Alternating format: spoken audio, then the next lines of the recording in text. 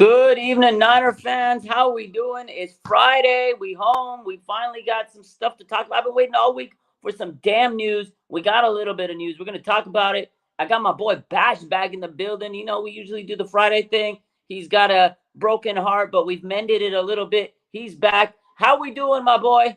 We're good. I'm finally healthy, man. I literally, I for whatever reason, the Super Bowl loss it's got me physically because I was out of commission for a solid after 2 days after Super Bowl. I just got sick and I'm just now getting healthy. So be it. So it's all good. It feels great to be back. I'm glad to have you back. I missed you, man. I was like, I reached out to, we talked a couple days ago. I was like, let's get back to the lab, and today I texted you. I was like, we'll run it. I know I was a little late today. I thought it was going to be ready by 5:45. There were some technical difficulties. Yeah, I'm always StreamYard was messing with us. Yeah, it's all good. But we are here and we are ready to roll. There's a lot to news finally today to talk about. So I want to go over this stuff. There's actually a lot of stuff that I have planned for us to talk about, and we'll kind of react to it. We still don't have a defensive coordinator. We'll talk about that. And the big news for today, though, was the 49ers.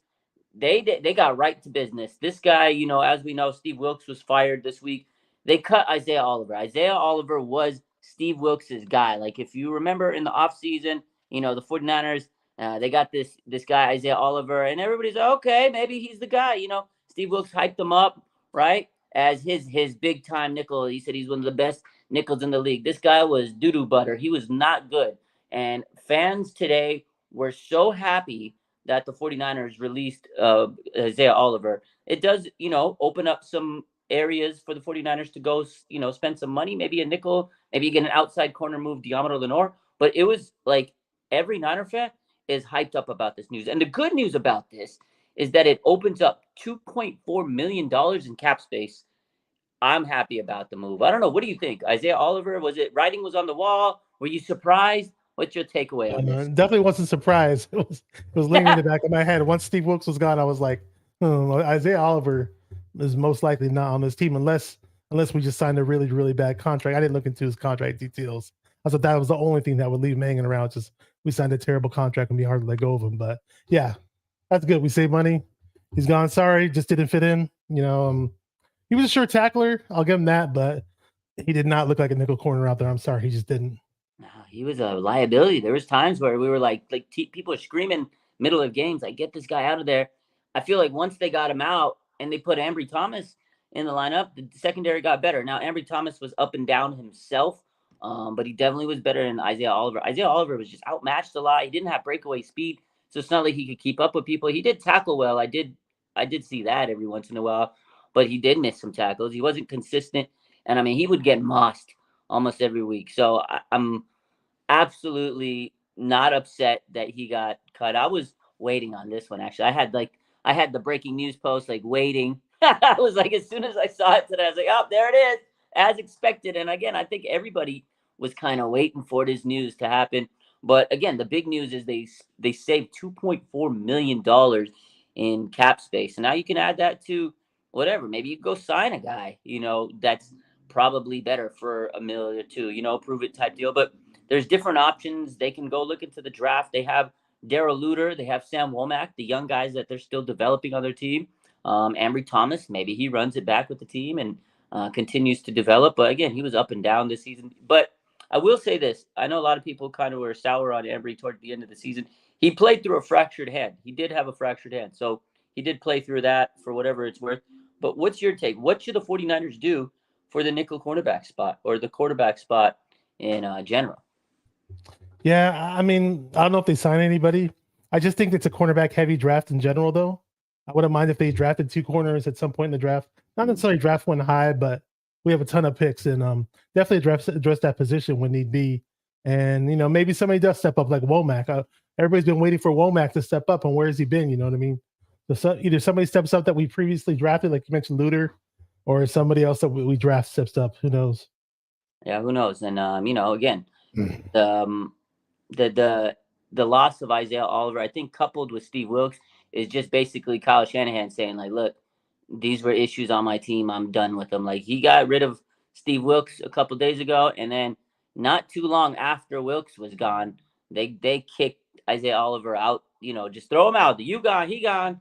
And again, it wasn't a surprise to me, like, because that was Steve Wilks's like big free agent. Him, and then there was that the cornerback from Carolina he brought in. He didn't even make the final roster at the end of the day, right? Hartsfield. Yeah, I I forgot about that guy, man. yeah, Hartsfield. So Steve Wilkes brought in those two guys, and he's supposed to be the DB guru, the DB coach. I mean, I will say he helped Lenore a little bit. I think he kind of elevated him a little bit. I'll say that, but also I saw the talent in Lenore a couple years. I've always defended him, so I knew he would get better. And I mean, I guess you can say that's part of Wilkes' teaching. I don't know how much credit I want to give Wilkes, but yeah, the two guys that he brought in specifically, Hartsfeld and Oliver, were absolute disasters really in the grand scheme of things. But that being said, again, what did I mention earlier on top of that is the 49ers saved some cap space. So the other big news of the day is that the NFL has improved the caps.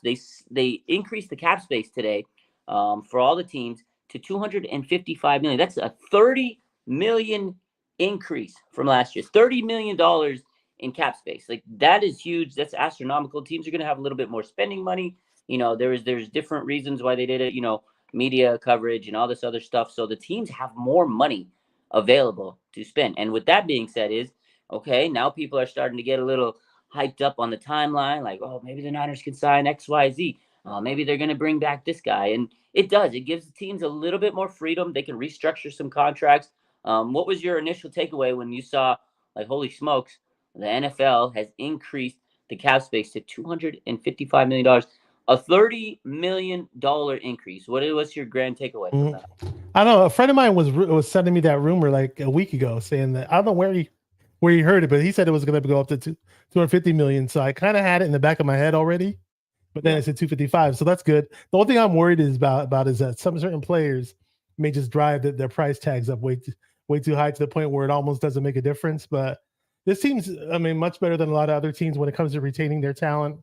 We do like to make certain players happy. It may not happen within the blink of an eye. We may wait till, at one point we waited. It took forever with Bosa, right, to finally make him happy, and the whole Debo debacle when he was looking to sign, and then we see Ayuk now, like literally a day after the Super Bowl, Ayuk's pouting as if somebody died in his family, like every time the media talks to him. So I don't know. I mean, it looks like we can get things done on paper. Some people were saying bring in Brian Burns and these other big name guys. Like, Miami Dolphins are letting guys go like crazy. So I don't know who we pick up. I mean, I kept thinking we weren't going to pick up anybody in free agency, but hey, it may happen. We may pick up a couple of big names here and there. We might get surprised, but I'm looking to retain BA some way, somehow. And even though it's just not his free agent season just yet, but it sounds like he wants an extension right away, or if not, he may demand a trade. So we'll see how that plays out. Yeah, no, I think you made some good points, and you're right. Last week, Pro Football Talk said that the cap space is probably going to hit 250, and today, when the official numbers were announced, 255. So it was even more than they had projected last week. And again, I think Red Eye says because of the Amazon deal, the TV deals, and that number is going to continue to grow. Like, that's going to grow because the media and the amount of money that's pumped into the NFL is absolutely crazy nowadays. So yeah, absolutely, that number is going to increase. It's wild to me to think about how much money these guys have to spend. And you're right, like maybe they're going to, restructure contracts. The 49ers are so good at making these contract situations. They kick the can down the road. They restructure deals. They know what they're doing. Parag's the man. He's the money man.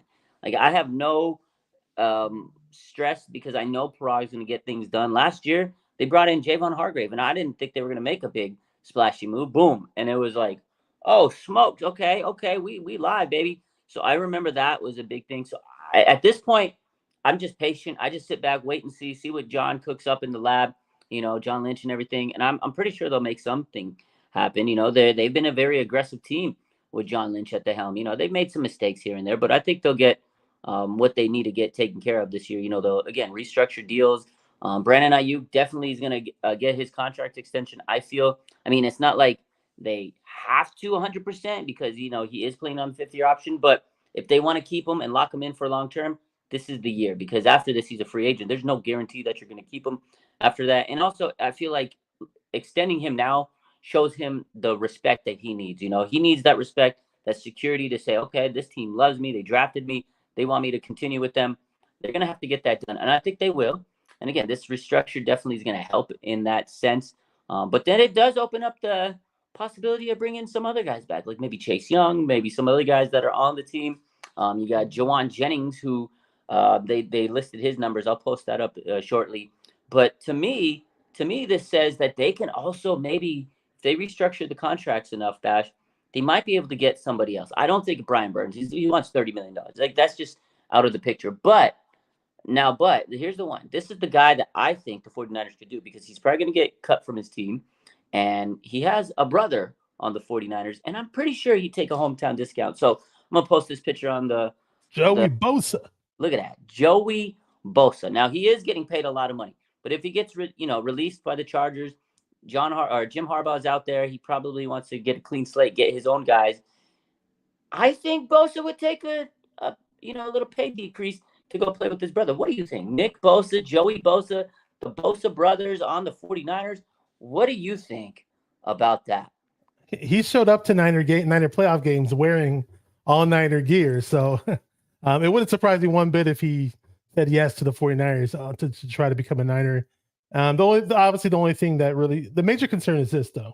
If we were to sign him, is the injury thing. Yeah. That's the injury factor is definitely there. Now, how much money does he decide to take? Who knows? If you're saying that he may take a hometown deal, he's made tons of money. He had a 5-year, $135 million contract with the Chargers. And who knows? Who knows if he takes a cheap deal or not? I mean, I still like Chase Young. I mean, I know a lot of people were mad at him because of the Detroit Lions game and all that, but I thought he looked pretty good in the Super Bowl. And I think another defensive coordinator could get more out of him. He's definitely a talent. But Bosa, the two Bosa bookends too, I can't say no to that either. Either way, I'll be happy. But the Bosa bookends idea does get me excited. Just I don't know if Joey can stay on the field for a 17-game season. Who knows? Yeah, that's the big risk. That's the big concern. Like, can he stay healthy? And I see a lot of people in the chat, they're saying, no, it would be dumb because he can't stay healthy. But a lot of people said that about Christian McCaffrey, proved them wrong, But again, Joey Bosa definitely has had a pretty nasty injury history. But, man, if he could stay healthy and you get him at a discount of what he probably should get paid, I wouldn't mind it. I wouldn't hate it. The Niners do need edge depth, because they've been searching for that every year. Like, they only have 6 players returning on the D-line. Drake Jackson's one of them who went through an injury last year. Arik Armstead's coming through injury. If they bring back Clelin Ferrell, he had an injury that he had surgery on. A lot of players had surgery this offseason. It's like surgery season. A lot of people get banged up through the season. They try to make it through, and then boom, they have surgery at the end of the season. So a lot of players will be coming back after, rehab and stuff. So it's definitely plausible. It's definitely feasible for them to make a move like this. Now, I know a lot of people are going to be concerned about injuries, but that's a lot of players. But if Joey Bosa can stay healthy, I mean, I definitely would love to see it. But I do agree with a lot of the people. And what you said, the fact of the matter is Joey Bosa does have injury risks, and you'd have to weigh that in your decision in signing him, because it's a big, big risk. If you sign him for millions of dollars and he only plays 5 games, it's like, damn, we could have signed someone else. But you take that risk with every player in the NFL. But again, it is nice to know that the cap space is increased. And, the 49ers, they got some decisions to make. And the other decision is Jawan Jennings. They released the cap hit. It's hard to read the post, but I'll kind of go over this real quick. Jawan Jennings, a restricted free agent. And that means the 49ers have an ability to, match any offer, essentially, right? If someone comes up with an offer, they can match it. Or if they don't, they get compensation for it. It's the tenders, right? So basically anywhere from $7.3 million to $2.9 million, depending on what type of offers sent to him from the league. So the 49ers can match that anywhere. It just depends on what teams think, they value Jawan Jennings. I think the 49ers will bring him back. I don't think that they're going to mess around with this guy. I think they're going to try to bring him back. He's important to this team. Now, if I were the 49ers, instead of giving him a 1-year deal, I would try to work on a multi-year contract extension, because then you even get more cap relief. So that to me is what I would do. I don't think the 49ers could lose Jawan Jennings. What do you think? Yeah, I mean, Jennings really, really impressed me. He stepped up his game when it mattered. I just always thought of him as a complimentary player. For the most part, we knew of him as a guy that would get the third downs on the clutch third downs and stuff, which was good. But there were other receivers in the league who could do the same thing as a third wide receiver. But I mean, he stepped up in the Super Bowl on the biggest stage, and he was balling, man. He was looking good, really good, and even the other playoff games he was looking pretty good. So, if you can sign him at a good price, I'd say take him. If it means a multi-year deal, do it. I mean, keep in mind there are a lot of really good wide receivers coming out in the draft, but he's one of the guys I do want to keep, though. Yeah, I think so. I mean, again, yeah, I thought he was like a role player at one point, just like you. But I remember this season, he really stepped up. I mean, he's always kind of stepped up. But this year specifically, like you said, Super Bowl, Niners win that game. He's probably the MVP. I remember the games where he missed. The 49ers were kind of limping into the playoffs. He came back and made it an absolute immediate impact on this team. In the playoffs, Juwan Jennings was like their top dog a lot of the times. I feel like he would make the big catches, the big time one-handed catch, in Detroit. Like, that was amazing. He had the catch in traffic with the Packers. And then, of course, the Super Bowl, he was balling. So this guy's important. He really showed what he's capable of for the 49ers after missing some times with the concussion and then coming into the playoffs and really just steamrolling his way through it. So definitely important. I know he's a restricted free agent, so 49ers could probably get him at a cheaper value than they would if he's a unrestricted free agent. So this is the year. I think you should lock him in for a couple of years, because if you give him a 1-year deal and he has another fantastic season, his price tag goes way up. So if the 49ers are smart, they'll lock him in for a couple of years and ride it out, and then you can restructure, kick that can down the road, just like they always do. So yeah, I would love to see Juwan Jennings back in red and gold, and I'm pretty sure they'll take care of business. Yes, so yeah, I don't know, any other things you wanted to talk about in terms of salary cap, today, because again, that was a big issue, and $255 million to spend. That's pretty damn amazing. Yeah, I mean, isn't John Feliciano? Isn't he a free agent? Yeah, Feliciano. Yeah, I'd love to bring him back. He's just I mean, sure. I mean, he looked good as a starter at times, but if he's not the starter, he's a great Daniel Brunskill type piece. And in many cases, I like him better than Brunskill. He's just a good guy to have around, just for depth in general. And if you need him to start, you can plug him in. Yeah, I like Feliciano. He's like that Swiss Army knife. He's definitely like a Dan Brunskill type guy. That's exactly who I feel he resembles. He's just that utility guy. If you need someone on the guard spot, boom, throw him in. You need someone to play a little bit of center, boom, throw him in. And I like it. He's a veteran. Although his Twitter was kind of crazy the last couple of weeks. I'll let him slide with that, though. It is what it is. I like him on the field. He's a good player. Quality lineman. And the 49ers need as many quality linemen they can get, because to me, that is their big time focus this offseason. Obviously, Brandon Ayuk, we talked about, but they need to really bolster that offensive line, and you need good depth. He may not be a starter, like you said, but you want to make sure you have good guys that need, if push comes to shove and your starter's injured, this guy could come in and play like a starter. So absolutely, I hope they can bring this guy back. But I don't know, man. The 49ers just need to bolster that offensive line, because we talk about Brandon Ayuk and how good of a route runner he is, and et cetera, et cetera. He needs time sometimes to develop those routes. It doesn't just happen over 2 seconds. Like Debo, he can run those slant routes, the wide receiver screens, the little bubble screen, et cetera, et cetera. Ayuk's going out there running these big intricate routes. You need to protect Brock Purdy so he can develop those routes. So to me, the priority of the offseason is figuring out what the hell you got to do with this offensive line. Yeah, we can get into offensive line a little bit more later if you want. I just wanted to bring up something that Red Eye said in the chat. He mentioned Aziz Ashar. So some Niner fans want to bring him back. I don't know what price tag he'd be asking for, but I'd love to have him back. But I don't know where the Niners are in terms of their priorities, in terms of signing people and how much money we can pay people. But sure, he's definitely got to love to have back. And you saw him like clapping up with the linebackers. Was it before the Detroit Lions game or something like that? Yeah, and he was a couple weeks ago in the playoffs. He was out there doing the linebacker huddle.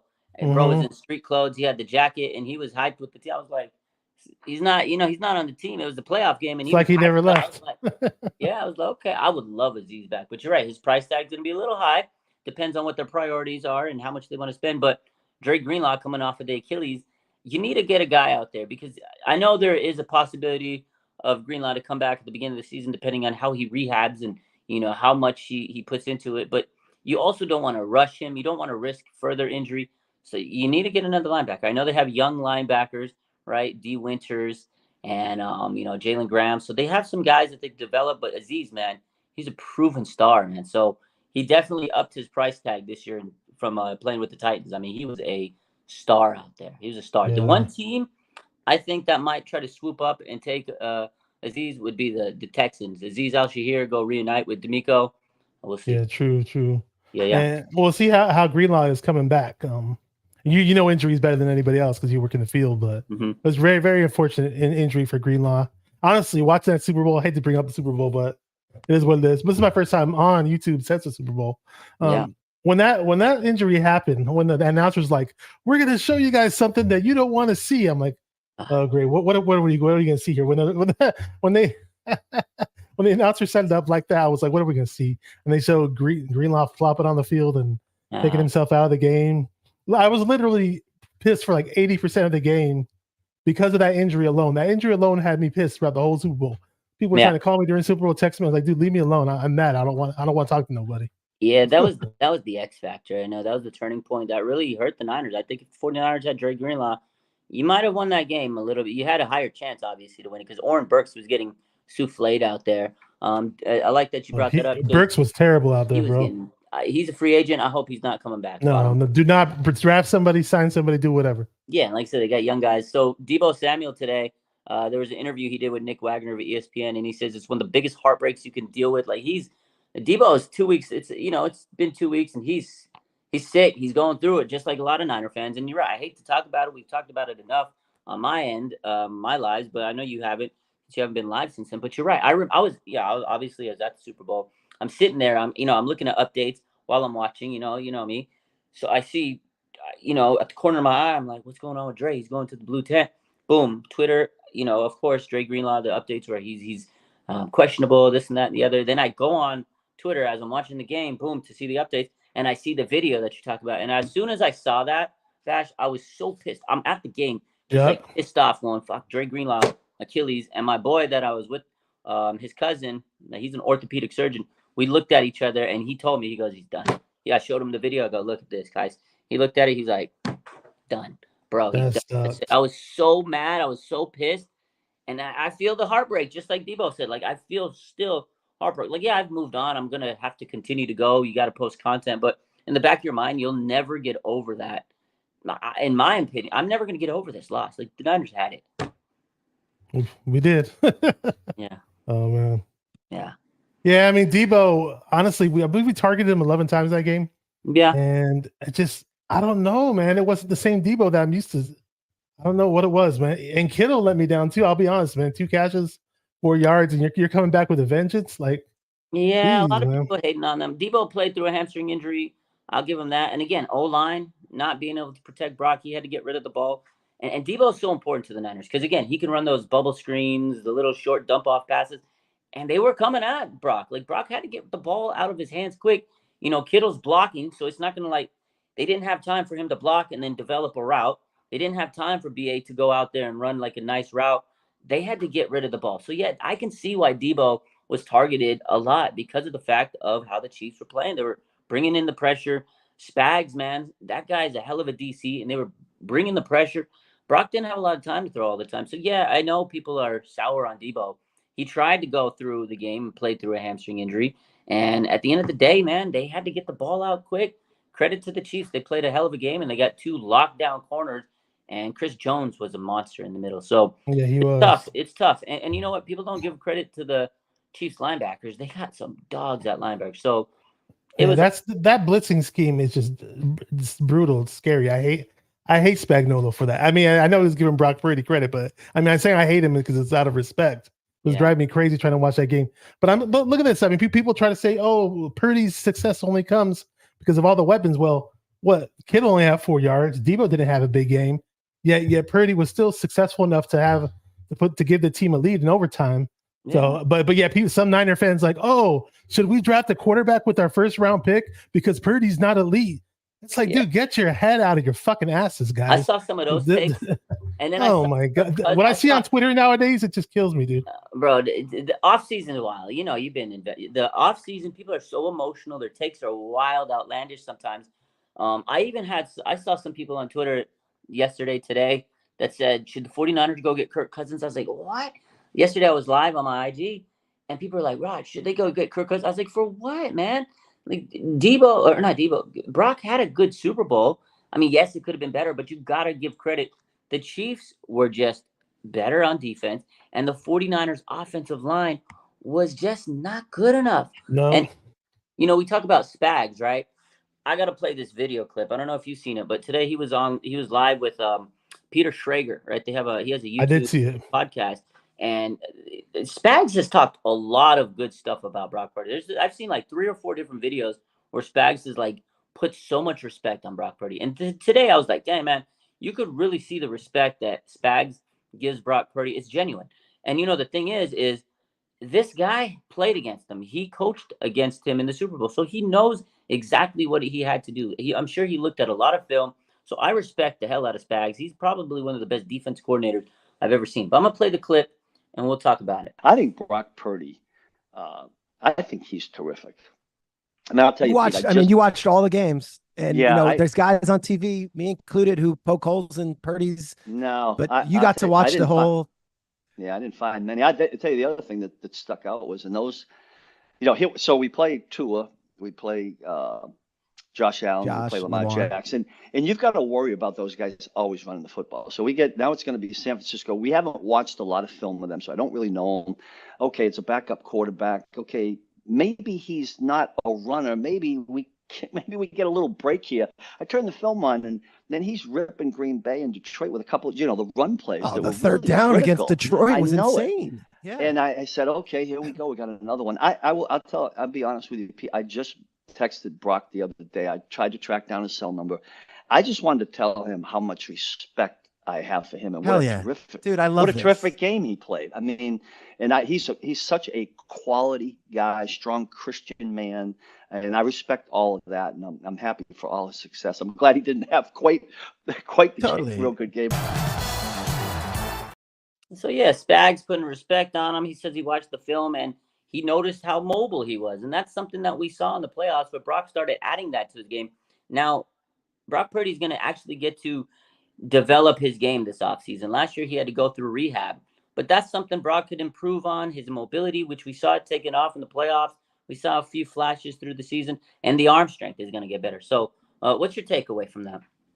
I mean, hats off to Steve Spagnuolo. He coached an amazing game. I mean, he's probably the best blitzing DC I've ever seen, ever. I mean, I don't know. Maybe, I don't know, man. It's unfortunate we fell victims to it. You know what I mean? It just sucks. I mean, we still could have won regardless had Burford freaking engaged it on a block on and not whiffed the block on Chris Jones. Jennings was wide open for that touchdown. All right, you pick your poison, either one. And it is what it is. But at the end of the day, Spags called a great game. He really, really did. He was the best in terms of all the coaches out there. I think he had the best game in terms of both DCs and both OCs and both head coaches.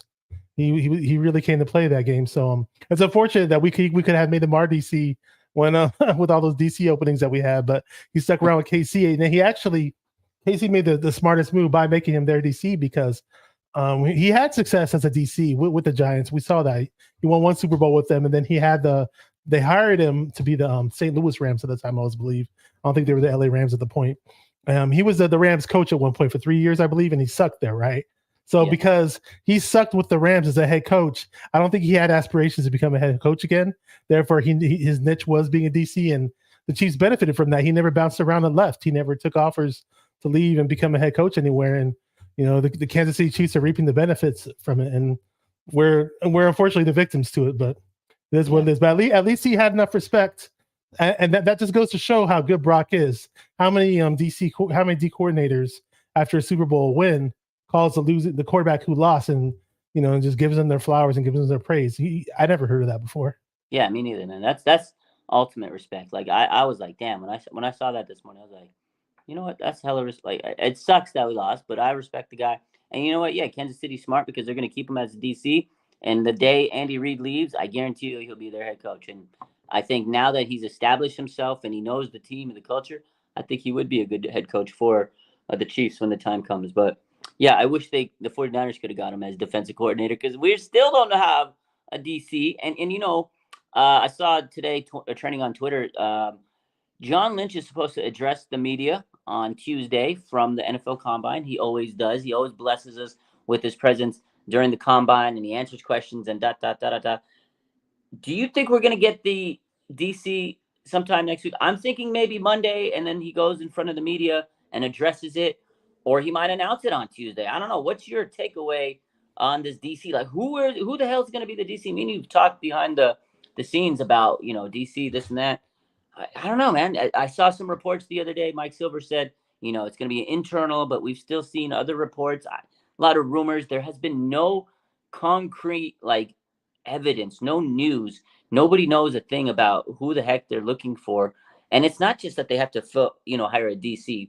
They lost their passing game coordinator, Clint Kubiak, right? They lost their assistant coach, Anthony Lynn, right? They also lost a assistant offensive line coach, although they replaced him with the Raiders assistant O-line coach. So that's a wash. They also lost Adam Peters. So they got positions to figure out. So it's not just like a DC. So I can see why a lot of news maybe hasn't been leaked out, because it's not just one position. There's multiple positions they're trying to hire.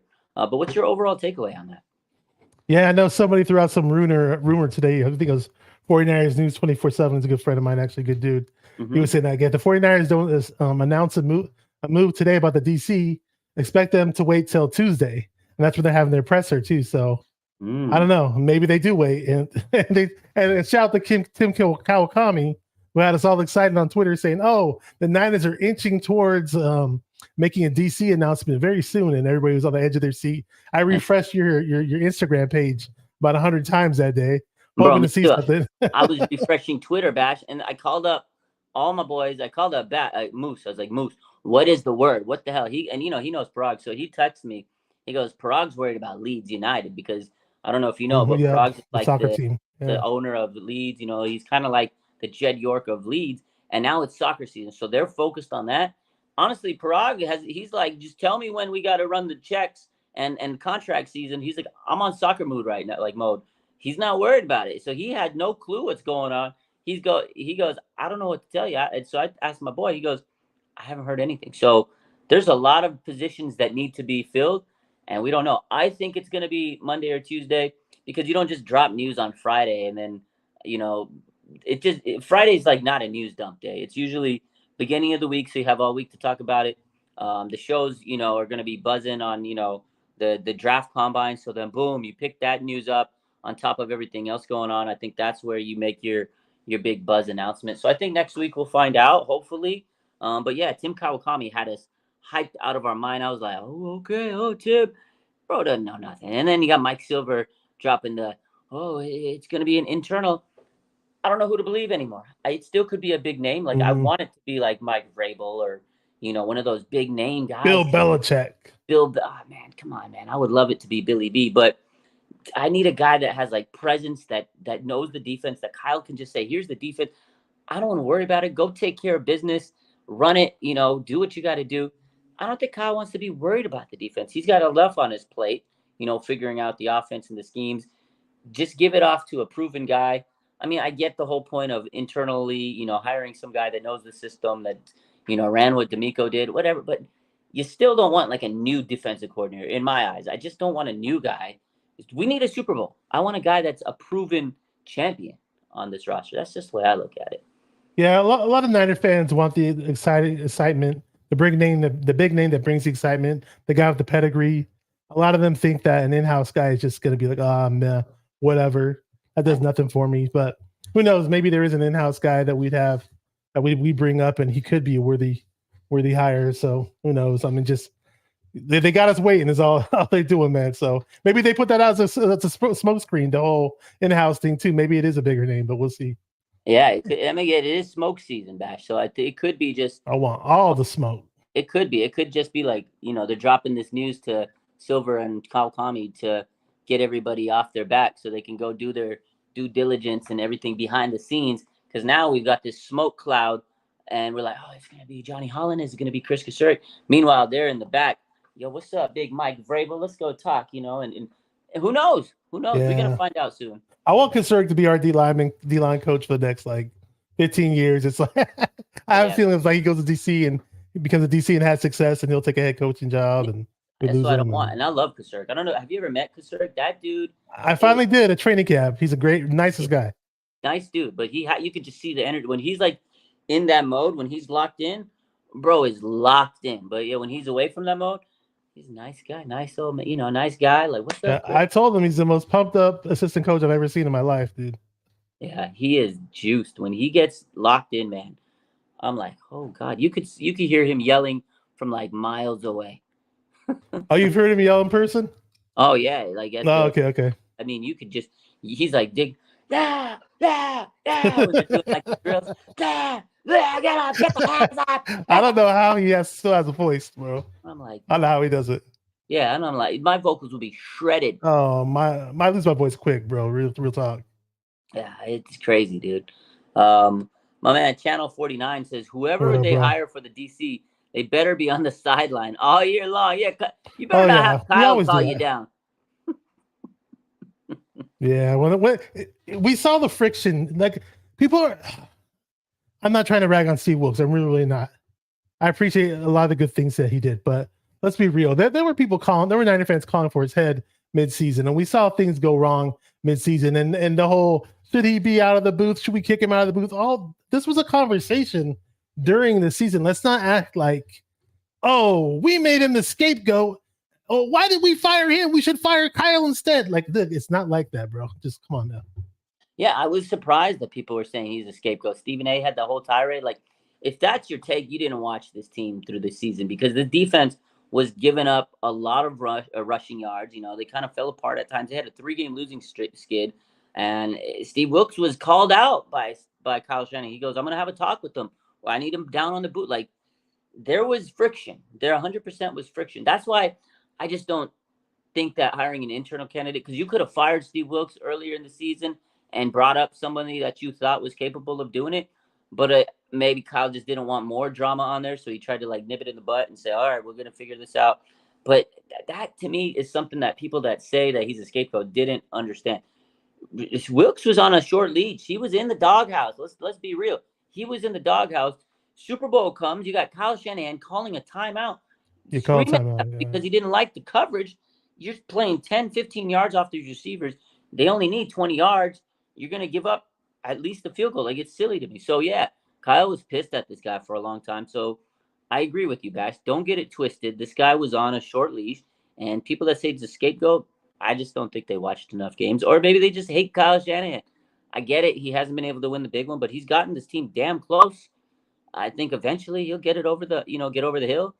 Andy Reid took him a long time. He figured it out. Maybe it's just going to take Kyle a couple more. He's still young as a head coach. So. Yeah, if you compare it to Andy Reid, how long Andy Reid was coaching, how long it took him, Kyle still has a ways to go. So. Yeah, I mean, was Kyle perfect in that Super Bowl? No. I mean, he made some bad decisions. But at the end of the day, man, it's a team. There was multiple reasons. There was a lot of things that went wrong that were completely out of his hands, too. Yeah, absolutely. So, I'm going to shift gears. I don't know if you saw Patrick Willis on the Robert Griffin III, the Ones podcast. He has this nice little podcast he does every week. He tagged me in this on Twitter, and he always tags me on Instagram. We talk every once in a while. He's like, "Hey man, what's up? Can you post this?" So, yeah. And then I check it out, and I always talk to him about his stuff. I was like, "Oh, it's good content." I always tell him, keep up the Niner stuff. I love it. So I wanted to play this clip because now it's the off season. Sometimes there's not a lot to talk about, but this was interesting to me. So Robert Griffin III, he had Patrick Willis, Hall of Fame Patrick Willis on there, and they brought up the 2012 team, the current team. Both of them lost the Super Bowl, and he asked Patrick Willis his thoughts on that team versus this team. He did say, so Patrick Willis said he would pick Kaepernick over Brock Purdy. Obviously, he played with Cap, so he could see his abilities up close and personal. He never really saw Brock Purdy up close first. You see him on TV, so makes sense that he's going to side with Cap. But he did ask about the 2012 Niners versus the current Niners. I want to hear what Patrick Willis says, and then I want to hear what you think. Who would you take, the former Niners or the current Niners? Let's run it. I want to get to the 2012 49ers versus the 2023 San Francisco 49ers, right? Obviously, you guys have the same – you have a dominant teams, right? Two dominant teams, but have the same result in the Super Bowl, unfortunately, having it be a loss. but I noticed that there was a trend between the two teams, right? From a quarterback perspective, both teams had a quarterback that had replaced the starter, right? Cap replaced Alex Smith in 2012. You guys year in the Super Bowl. And then, of course, Brock Purdy replaced Jimmy G, but it was the previous year, last year that he did that. And then this year, he was the starter. So when you look at some of these comparisons, I'm just going to ask you quick questions. You tell me, what you think about them. Would you have taken Cap from 2012 or would you take Brock Purdy from 2023 if you had to pick one? Oh, man, bro. Yeah, I know. Oh, wait. Man, you know what? For what it's worth, truly, for what it's worth, I'm gonna have to take Cap. Ooh. I know I know a lot of people can go back and picnic like towards what it looked like, towards his last couple years or whatnot with the Niners or his last year with the Niners, but he did what he needed to do when we was playing, and I know it may not have been in a way that in a traditional quarterback throwing way, in comparisons. But man, you guys were something electrifying, man. So yeah, I would most definitely. I'm gonna have to go with Cap. But man, Purdy, that's a tough one, man. I love him. I love him 1A and 1B. Yeah. So, and then he went on to talk about. I didn't have the full clip of the other part, but he talked about the 2012 and how that team was special, and he talked about how all they had to do was hand Frank Gore the ball, and they would have even he was surprised on the sideline. He's like, all I had to do was watch Frank Gore run into the end zone, and we never did it. He goes, I'll never understand why they didn't do it. And I think every Niner fan has that same sentiment that they should have just ran the damn ball, could have won the Super Bowl. But what's your overall take? 2012, 2023. Can you compare the eras? Is it too different to compare? What's your overall take? And who would you take, Cap or Purdy? Yeah, I don't know if you saw recently, Jim Harbaugh finally admitted that he would have ran the ball more years later. Actually, and Frank Gore did get the ball on the first down. He actually did get the ball, but he barely got any yards. So it is what it is. I was never a fan of Greg Roman's play calling, and then when I see that Greg Roman's following Harbaugh to the Chargers, good luck with that. Yes, and there's Niner fans that are cheering for Harbaugh, and the Chargers now no longer Niner fans. So good riddance. That's another story. But yeah, Willis played with Kaepernick. I mean, it was really, really hard for him to say no. He played with Kaepernick when Kaepernick was a beast. I was at Candlestick Park when Kaepernick shredded the Packers. Most of it on the ground, but a lot of nice throws that game too. And that was Kaepernick in his prime when he just looked like a beast. He played like a beast. He still had that slow, funny looking windup. I get that, but he was exciting. It was fun to watch, and so that was a great version of Kaepernick. Unfortunately we didn't get a Super Bowl out of him, but we almost did. But it doesn't surprise me that Willis went that route. It really doesn't. And Purdy's got plenty of time to shine. He's going to get plenty of praise when it really, really matters. And it won't surprise me if Purdy walks away with the Lombardi one day. It really, really won't. But yeah, I have no problem with Patrick Willis saying that. It doesn't bother me at all. And he played with Cap. He played with Cap during his best years. So, and when Cap started to fall off, that was around the time when Willis retired. So he didn't really get to play with the Kaepernick that was like I don't know, I don't know what to call that version of Cap. The washed up Cap. Yeah, you're right. You're right. Absolutely. He didn't play when Cap was at his worst. And I'll say one more thing. Yeah. When he played with Cap, when Cap was really, really good, Cap, that old line was built for the playoffs. Unlike the Purdy old line that we just saw just now. True. That's a good point. Yeah, you're right. He never really played with the bad version of Cap after the surgery and everything. So yeah, it's a true statement. I agree with that. It's a good takeaway. So let me take a look here. I got a couple. I want to do a little real quick. Did you see the story about hold up, let me put this story up there. Big Dom, how oh my gosh, the Eagles coach, he said he was like overrated. Emotional, and he just never was the same after Big Dom's tussle with Dre Greenlaw. And he started yelling at players. Like, the locker room was lost. This guy was like his emotional support dog. And he said he blamed like a lot of the end of the season on not having Big Dom. Can you believe, like, the Eagles, that is the biggest L of all time. This man, that had me cracking up. Now, I know the Eagles and the Niners both lost the Chiefs, but that was probably the funniest thing I saw all week on Twitter. Like, what was your reaction to that? They're giving this guy, Dom DeSandro, is that his name? They're giving him way too much credit, way too much shine, man.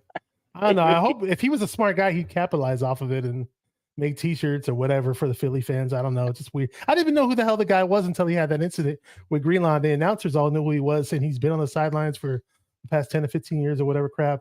He just gets way too much press. It's just he's so irrelevant, and I don't know why Sirianni even mentioned him. Just a lame excuse. Yeah, I said the same thing. I was like, why is he even like? They overhyped that guy. You're absolutely right, dude. They overhyped that guy. He does nothing, but people make him bigger than he is. Like to me, he does nothing. He's like head of security. No other team's head of security is even relevant. Like, why is he even relevant? Oh man, he had the most cake job in the league, standing on the sidelines and acting like he was doing something. Yeah, that's true. That's true. That is very true. Lost your camera for a second, bro. Oh, there you are. There we go. We back. Sorry that. Hold on. We got technical difficulty here. We do. It happened. There you go. You're back. We good. Oh, there you are. Cool. All right. Sorry about that. So the last thing I want to do, Bash, so we've been talking about defensive coordinator. I'm gonna post a picture here, and let me see if I can. Might not work now. I'm trying to do something I wanted to do. I wanted to pull up some. Hold on, give me a second. Let me fix this out real quick. We got some technical difficulties here. I might not be able to do this. Let's see if I can fix this. Okay, there we go. So I'm gonna put a picture up, and I want the fans in the comments, and I want you to give me on a scale of 0 to 10 how much you want this guy to be the defense coordinator of the team. Right. So here we go. So this is the Jets, DC Jeff Ulbrich, former linebacker for 49ers. Yeah, Ulbrich. He's great. He coaches the same system of the 49ers under Robert Saleh. What do you think on a scale of 0 to 10? Now, the thing with him is he'd have to get released from the Jets, and I'm sure the 49ers have to promote him a little bit more than just take a lateral movement. Again, they do have the assistant head coach position, but what's your overall rating if the 49ers were to bring him in? Yeah. So it would be a lateral movement, but maybe the 49ers could give him a pay increase because he doesn't go against the salary cap. So and for him it would be homecoming because he's a San Jose guy. He went to high school in San Jose. He's from San Jose. So that would be a nice. Now, as far as what I think of him football wise, I mean, I'd say about a 7 in terms of the hire. Okay. So I'll say that, yeah. 7. I like that. I think he'd be about a solid 7. I like the guy again. Former Niner. I mean, he played on the Niners. If you guys are old school Niner fans, this guy was dope. I love this guy. I mean, I think he has what it takes. He's a former linebacker. Kyle likes the linebacker type guys. He said it in his presser a couple weeks ago. Like, that's the type of guy he wants because you're recreating basically what Robert Saleh was doing. So I wouldn't be mad at it. Next one up here. Let's see. There's a lot of rumors going on this week about certain guys. There's the guy, Brandon Staley, former Chargers head coach, also former Rams DC. He was a winning DC. They won a Super Bowl with him at DC. Now, kind of like Spags, right? He was a coach, but he didn't succeed as a head coach. Now, the thing with Brandon Staley is he was just a bad coach, bad decisions. I don't know about that one. What do you think, Brandon Staley? So I gotta give him a number, huh? I mean, I wouldn't get mad, but as far as my excitement, maybe a 6.5. I don't know. Yeah. Okay. That people are not happy with it. And I knew people were gonna be high, like they hate him. And I think that's the takeaway. My man Red Eye says a -10 out of 10. There you go. I love it. And someone in the chat says he looks like Kyle bullies him at lunch. Like, this is the thing. He doesn't have a lot of respect around the league. Imagine him coming into the locker room and Kyle says, "All right, guy," and he unveils it to the team. "Here's our new head coach or DC." You think the players are gonna respect him? I don't think so. So, am I gonna make us all log off? Yeah, I don't think that's the guy. It feels like Niner fans would be sick to their stomach if that's the guy. Next up, here we go. We got Big Mike Vrabel. If you can't get Billy, this is the next best thing. He's the disciple of Billy. He's a great head coach. You give him a DC job for a year or two, go let him prove himself, and he'd be back in the head coach position. So it'd be probably a 1 or 2 year thing. What do you think, Mike Vrabel? Give me a rating.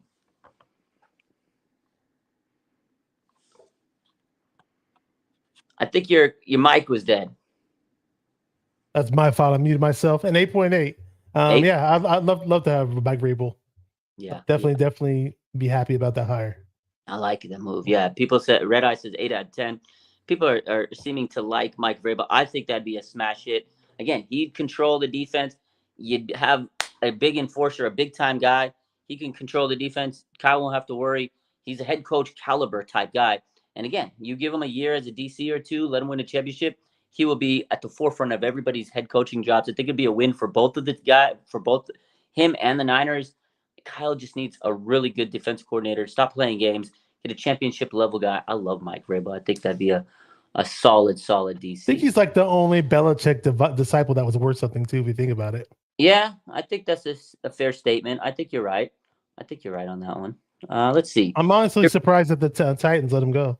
Yeah, they kind of had some troubles the last couple of years, but you know what? At the end of the day, they had a new regime. They're moving in a new direction. But hey, I think he'd make a great DC. Now the next one, big old Pete Carroll, former old school 49ers DC back in the day. We know he's the Seahawks head coach recently. We've had some troubles with Pete Carroll, but he knows the system. Great defensive mind. What do you think, Pete Carroll, DC? I know he's a little older, but wouldn't it be nice to see Pete Carroll get some revenge on the Seahawks for letting him go as head coach? What do you think? Yeah, it'd be interesting, just like, because I really had to go through the deprogramming process of hating Sherman and then liking him. And then now it's a reverse one, because at one point I did like Pete Carroll when he was the Niners DC. The Niners defense was excellent that year when he was the DC, and I was mad that he left us. It was only a 1-year deal, or one, he bounced after a year, but I don't know. It's like I'd be excited, but then I'd kind of be like, I don't know. It's hard for me to get as excited because I hate his bubblegum chewing, and I got all these bad Seahawks thoughts. I'm sticking through my head, but definitely give that at 8.5. I'd be more excited for the Vrabel thing because I have no bad blood towards him, but just because of all the bad blood, with Pete Carroll, say 8.5. But that would definitely be a really good hire, though. That's fair. I say, okay, so Brandon Staley to me is like a 4 out of 10. Please don't do it, because I just have a bad image of AARP commercials. Yeah, that's funny. He's doing AR. He does those commercials. I love it. Oh, he does? I think he does, or he does like those, like they do like promotion, and it does look like he's like doing like retirement commercials. But I love Pete, man. Gum to a Pete. So my ratings right now so far, and the people we posted, Staley is like a 4 out of 10. I just have a bad feeling about him after seeing him what he did as a head coach. I think he's bad head coach. Like, he was bad. He might know defense, but he just had like locker room turmoil. I don't think he'd command respect. Vrabel to me is a 9 out of 10. I think that would be a solid, home run. Pete Carroll to me is an 8.5 out of 10. I think he'd be good. A little older, so I don't know how much he's going to get. But man, he's a fantastic. 72 years old. Yeah, he's 72 years young, but I think he's still a good defensive mind. How much are you going to get out of him? I don't know. But he's got nothing left to prove as a coach. So why not go coach, pass your time, and, help the Niners get over the hump, and again, run it against your former team twice and get some damn revenge on them. That would be nice to see. That's Pete Carroll for me. Let me see the next one. Oh, Obrecht. I think that'd be a solid 7. I think you're right. You said 7.5. I say a 7. I don't hate the move, but I just don't think that's going to happen. But he'd be great. I think he'd be a good guy, but I don't know if he's good enough to elevate this team to a championship, but I think he would be a good hire. I wouldn't hate it. Now, here it is in the flesh, the man, Bill Belichick, one of the greatest coaches of all time. Now, I know he has nothing left to prove as a head coach, but Bill Belichick with the 49ers as a defensive coordinator to go get a championship, holy smokes. What do you think about Bill Belichick? Bring him in ASAP. If that's pay him whatever it takes. I give it a 10. I mean, what else can I say, man? I'll go crazy if he's our DC. I mean, that picture that you showed up is a face only a mother could love, but that's what you need from your DC sometimes. You know what I mean? So, and that's a 10 out of 10 for me. The Eagles oh God. But Kyle and him, the pressers would be fantastic. The defense, I think, would be amazing. Like, here's the thing that I said the other day is everybody's like, oh, well, we'll set a top 10 defense. That defense is going to be a top 10 no matter who coaches. Yeah, like me. You can put Joe Schmo out there and still be a top 10 defense. I can coach that defense. You could coach that defense. It'll be top 10 because they have Nick Bosa, Fred Warner. They're good players. They're going to play very good regardless. So they're going to be amazing. But who's going to elevate them and make them a championship level defense? Bill Belichick. But again, he doesn't have much left. He doesn't have anything to prove. So if he did it, they'd have to A, pay him a lot of money, and B, give him probably control of the defense, and then C, just stay out of his hair, and then D, He's got to want to coach, because I don't even know if he wants to coach, but I can't see him being an analyst on Thursday. Can you imagine him Thursday Night Football smiling with Richard Sherman? He's not going to be an analyst. I just can't see it. Nah, he's not made for TV. He doesn't have the personality for it. No, he's to be a TV guy. No, he needs to have the hoodie with the holes in it and coach. That's what he needs. He's got to look like that grumpy old man, but hey, it works. Absolutely. Let me see. Thought I had a good picture. Johnny Holland, he's the linebacker coach of the 49ers. Let me see. I thought I had the picture up there, but yeah. So if they're going to do an internal hire, I think it's probably going to be Johnny Holland. Now I could be wrong, but what do you think of Johnny Holland being the coach if he is the next guy? Obviously, linebackers coach D'Amico Ryans was the former linebackers coach, and they made him the DC, and that kind of worked out pretty good. So what do you think if they take Johnny Holland and make him the DC? Yeah, out of the guys that are in-house, I'd probably go with Johnny Holland just for the fact that if he comes from the linebacker coaching tree that D'Amico and Saleh came from. I'm not saying it's guaranteed he's going to be good or anything like that, but I mean, by default, he should have learned something from those guys. So I'd be okay with it. I'll probably give him a 7 though. 7. As far as excitement on my level, I wouldn't be too excited. I think he'd be a solid coach because you're right. He's coming from the linebacker room. The 49ers linebackers are damn good. So I think Holland would be a solid coach. But again, compared to like Vrabel, Pete Carroll, some of those bigger name guys, I feel like maybe it'd be like a 6.57. I wouldn't be excited. And again, he's never been DC. So can he even hold that role? Now, I think he'd be a good coach, but it took D'Amico a little bit of time to get his footing right. And to me, I just don't think we have time to waste to have a coach get his footing right. We got a Super Bowl roster. The window's not going to be open forever. Give me a guy that's going to make an impact day one. That's my take on it. So there you go. There you go. My man, Bash, any last thoughts? We're coming up on an hour here. It's been a good little hour here. Appreciate everybody in the chat. Y'all were active as heck tonight. Love it. It's good to be back with my boy, Bash. What do you got planned? You got anything coming on this weekend, next week? What's your plan? Yeah, I don't know what's in the works for the channel right now. I'm trying to get back to the swing of things. Maybe I might try to do a stream tomorrow or on Sunday, and definitely got to do something on Monday or Tuesday because the whole DC talk is coming around, and the new presser on Tuesday in general is just going to be out there. So plenty of off-season stuff to talk about. I'm excited about. I've been doing confession. If you guys don't know me by now, I've been doing mock draft since November. So once it's real mock draft season, I'm gonna do plenty of mock draft shows. Raj and I will do a live mock draft, I'm sure, and I'm gonna invite a whole bunch of dudes on my channels to do mock drafts throughout the weeks and stuff like that. You know, free agency is gonna be coming up, so sure, Super Bowl hangover, I get it, we lost, but there's still gonna be good stuff to talk about, and we can make some moves, and whether it's DC or whether we're signing some free agents or drafting some players, I mean, we can make some waves and be back in the swing of things. I'm a firm believer that this team's with this quarterback and the players that we have, that we can fill in a few holes here and there. We can still make a run at it. So, I'm not doubting it. Some people some people say, "Hey, you guys have blind faith," or "I no longer have faith in the team." But don't call me one of those guys. Yeah, no, absolutely. This team's been damn good for years. You got to realize how close they've gotten so many years in a row. Good GM. Kyle's a good coach. He just can't win it when it matters, but he's gotten this team so damn close. They're going to have a lot of these players running it back. Hopefully they can sign some of them free agents back and continue to dominate in free agency like they've been doing. So, yeah, I'm excited. Definitely got to do a live mock draft with you. We'll do something like that in the works. It's draft season. Next week is going to be the combine, so that's going to pass some time. And it's kind of crazy because usually the Niners, they get bumped out a little earlier in the playoffs, right? We got the extra 2 weeks for the Super Bowl. And already it's the combine. Usually I'm sitting here waiting for weeks and weeks. This time it went by quick because we had the Super Bowl. You don't have that much of a turnaround to wait till the combine and then boom, free agency.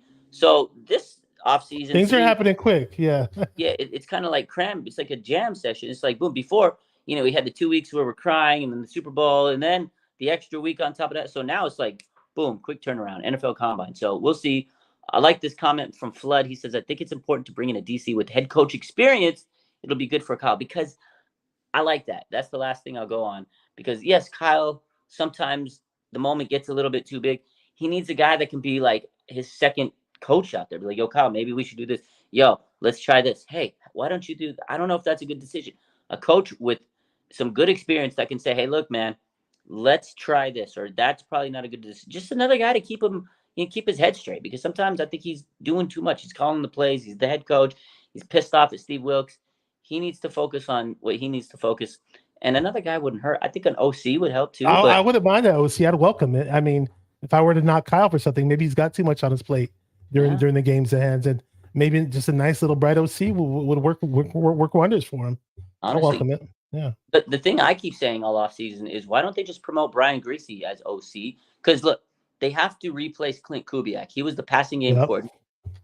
Why don't you just, whoever you get to replace Clint Kubiak, make him the QB coach / passing game coordinator. It's kind of like an umbrella, right? He can be QB coach / passing game coordinator, all in one little umbrella. Brian Griese becomes the OC or assistant coach, OC, whatever the case is. Then you go get a DC, and you're all set. I think that's the way to do it. But I feel like Kyle just wants to be the man. He wants that control, which, I mean, hey, when you got the power, it's hard to let it go. Reminds me of that song, I Got the Power. Snap. I ain't gonna try singing. Don't worry. We ain't not singing tonight. I can't hit that. Yeah, we can't sing. Yeah, well, I'm not a good singer. I don't know. I feel bad. I told my daughter she's not a good singer. I can sing in certain lower scales. I mean, I got the power. You got to hit a real high note. You got to hit it. You got to yeah. So I'm not even going to try. But anyways, Bash, my man, it was good having you back. I'm glad we pulled you out of the depths of heartbreak. Oh, we got you back, man. It's tough. I'm here. I know it's stressful. I know it sucks. Like, hey, what are we going to do? Life goes on. We got to run it back, and hopefully they can get back to where we need to be next year. It's not going to be easy, though. It took them 4 years to get back to football from the last time. I think the main reason why it took 4 years, though, is really quick because, when Jimmy got hurt 1 year and, just people were, you got to be healthy in this NFL, so. Yeah, Bosa, he got hurt too. That was Bosa and Jimmy got hurt in the same exact year. Yeah, that sucked. But, we'll be back, my man. We'll be back. We'll be back. Yeah. We'll see what happens. All right, my man. Let's go. Good rest of your night. Chat. Appreciate you guys for tuning in. Isaiah Oliver was cut today. Have a great, fantastic weekend. Woo! Let's go. See ya.